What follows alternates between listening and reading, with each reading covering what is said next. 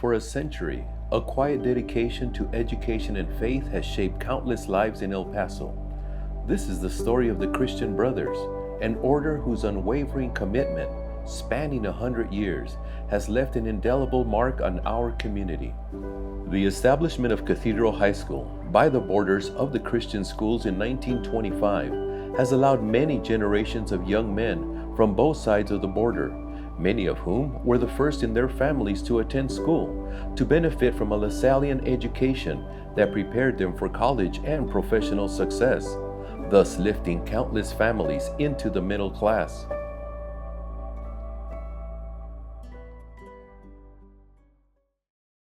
At that time, 1925, you're looking at the beginnings of Prohibition. You're looking at a lot of activity from the Klan happening in El Paso, and a lot of things related to immigration, with citizens fleeing the revolution, Mexican citizens, and how the church was going to respond to that. And so when the school kind of became the vision of Bishop Schuler, the first bishop of El Paso, he really was listening to the needs of the faithful, and he really wanted to do something. And so his idea was to establish St. Patrick's High School. And the Sisters of Loretto responded to the bishop's call, as they always had. Mother Praxedes had approached the bishop and said, you know, us trying to get the school off the ground, it's untenable for us at this moment. And I really think that the older boys need some male teachers. They were kind of wondering what to do until Mr. William Fryer, who was one of the most prominent attorneys in El Paso and still is considered to be an icon here in El Paso. He was a brother's boy. He graduated from Manhattan College in New York. And he had come from the East Coast. And he had the idea of, you know, can we ask the Christian Brothers?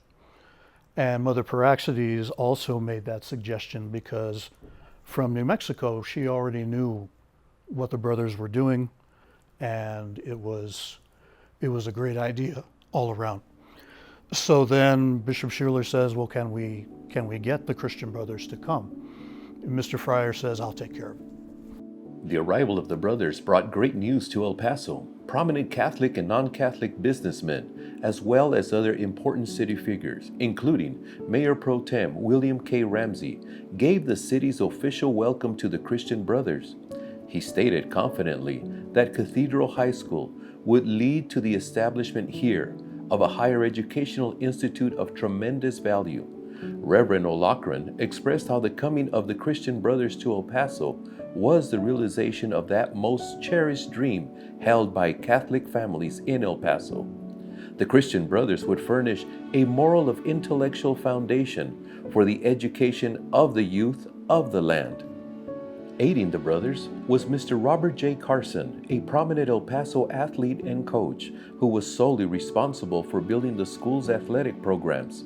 Though the state of Texas discouraged Catholic schools from participating in athletic competition, the outmatched Fighting Irish football and basketball teams won the respect of every opponent. Irish basketball, under Coach Carson's tutelage, won 5 state championships. During Cathedral's infancy, the Christian Brothers were teaching as well as building athletic programs without resources. Many parents lived in poverty. The First National Bank of El Paso closed during the Great Depression, and the brothers lost every penny they had. When newspaper editorials and city leaders reported that Cathedral High School would need to close her doors, the Irish fought on. The Fighting Irish became a symbol to the brothers, their students, and families who have an uphill fight for the fundamental decencies of life, a determination to become educated, and defending basic moral principles woven into the texture of the cathedral community. Our principal at that time was Brother Andrew. Very, very strict, very tight-lipped, very fair. You better do what he told you to do, or you had a lot of problems. There was a brother here, Brother Gerald. He was probably 6 foot, weighed probably 110 pounds. Skinny guy. But he was a Golden Glove champion somewhere. But all in all, we had some great brothers here. Brother Stephen Testaday. He's a French guy from France, and anyway, it's a little hard to pronounce his name, but that's him. And I liked him because he had a big heart, and he would always be helping to get students to come to Cathedral. Sometimes their parents couldn't afford it, and he made all efforts, one way or another. And if they couldn't pay, he says, "Okay, we'll find something." So he hardly ever said no to somebody that could not pay. It was a small school, and but somehow he kept the school running when a lot of times, like in 1966, there was trouble financially, and he said, just give you a heads up, right now we're finding financial trouble, but we'll find a way somehow. And him and Brother Amity got together, and they figured how to keep the school going for another 60 years. Brother Amity Long, you're going to hear the word Amity Long, I'm sure. And he was a great teacher. And that guy had all the degrees. He could have had 3 or 4 PhDs. He took practically every course at UTEP that were master level. When he celebrated 50 years as a brother, they had this big celebration at the Haskins Basketball Center, big one, supper, everybody in that big gym. And he was the master of ceremonies, Bishop Flores.